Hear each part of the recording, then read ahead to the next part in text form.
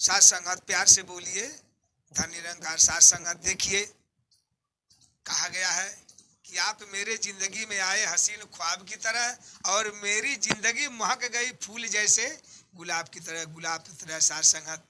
इसलिए ये जिंदगी आज़ाद और आबाद ये सदगुरु के चरणों में होती है। सदगुरु के चरणों का जब दीदार होता है तो इस जिंदगी में सुधार और निखार हो जाता है, हो जाता है। और कैसे होता है देखिए कि अटल विश्वास और अटल भक्ति, श्रद्धा भक्ति और विश्वास मन में रहे सदा आनंद का वास जी। लेकिन विश्वासम सत्यम प्रमाणम, विश्वास ही सब कुछ है।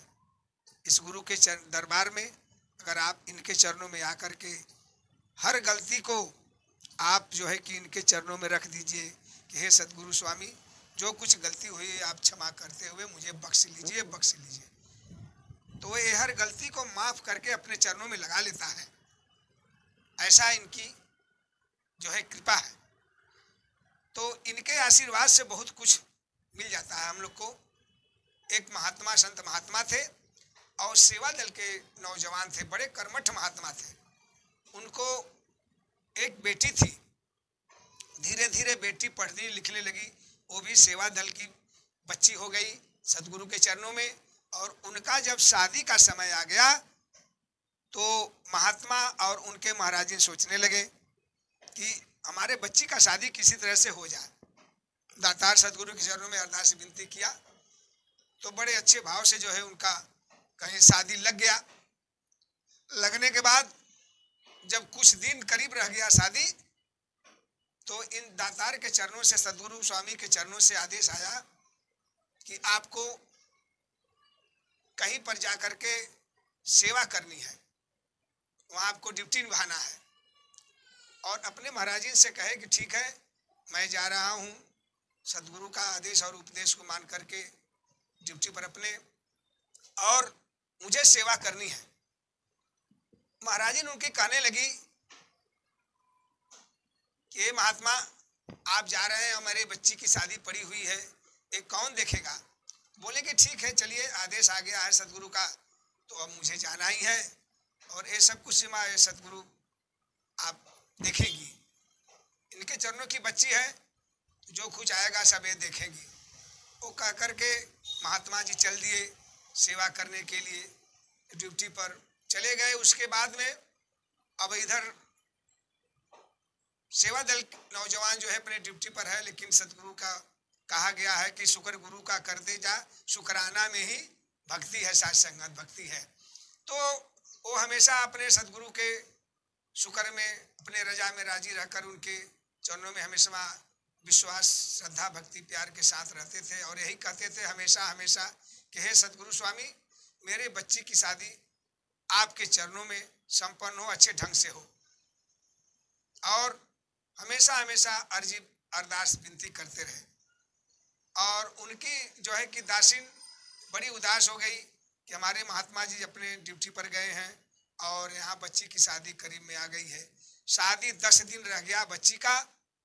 तो एक दिन की बात है, अचानक जो है कि उनके घर पर वो महात्मा के ही रूप में 2 ट्रक गाड़ी सामान जो है कि पूरा भरा हुआ सामान, हर चीज जितना भी शादी का सामान था वो लिया करके उनके घर में दे दिए और कहे कि ला महाराज जनबा, आप जो है कि इसको रखिए, फिर मैं ड्यूटी पर जा रहा हूँ, शादी रह जाएगी 4 दिन तो मैं फिर आऊँगा।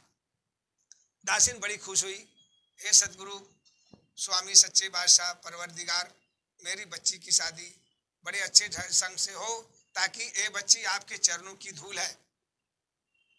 इतना कहते हुए दासिन जनबा बड़ी खुश हुई, बड़ी खुश हुई, बड़ी खुश हुई।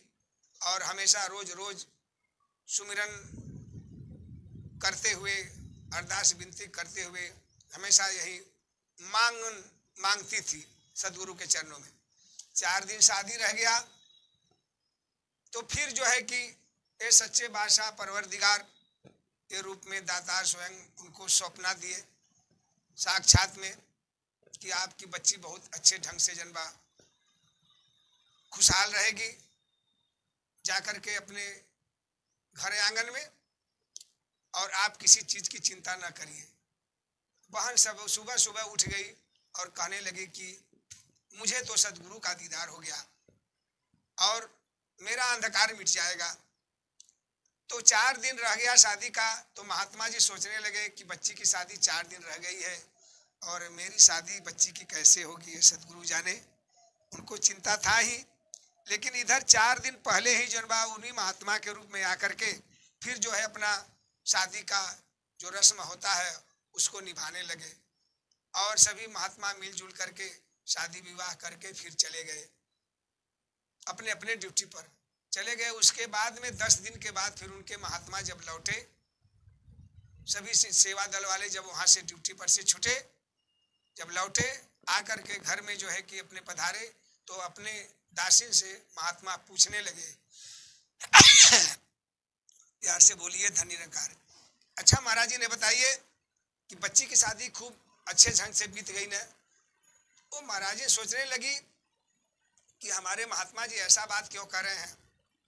बच्ची के शादी में आकर के पूरा जो है सामान जुगाड़ किए, जुगाड़ करने के बाद चले गए, फिर शादी में आए 4 दिन पहले, फिर बच्ची की शादी हुई, उसके बाद फिर ड्यूटी पर चले गए, और जो है कि शादी होने के बाद फिर आ रहे हैं 10 दिन के बाद, तो पूछ रहे हैं क्यों कि बच्ची की शादी कैसी हुई। मालूम होता है कि इनको किसी प्रकार का कोई अड़चन है। तो कहने लगी बहन जी कि अच्छा महात्मा जी बताइए आप ऐसा क्यों बोल रहे हैं, आप तो शादी में थे ही। तो उनके महात्मा कहे अरे मैं तो था ही नहीं शादी में, मैं तो अपने ड्यूटी पर था, कैसे शादी बीती, कैसा क्या हुआ। बहन जी अपने महात्मा के चरणों पर गिर पड़ी और सदगुरु स्वामी से यही अरदास विनती की कि हे सच्चे बादशाह परवरदिगार, है सदगुरु स्वामी, जैसे मेरी बच्ची की शादी आप अच्छे ढंग से आपके चरणों के आशीर्वाद से बीता, उसी तरह से पूरे संसार के बिटियों की शादी इसी ढंग से हो। प्रभु कहा गया है कि हर आंखों की बहती आंसू अपने आंचल में ढाल लिया, हर आंखों की बहती आंसू सदगुरु स्वामी अपने आंचल में ढाल लिया, और कांटों के सेज पर बैठ करके उन्हें फूलों जैसा संभाल लिया, संभाल लिया। प्यार से बोलिए सत्संग धन निरंकार जी, सत्संग धन।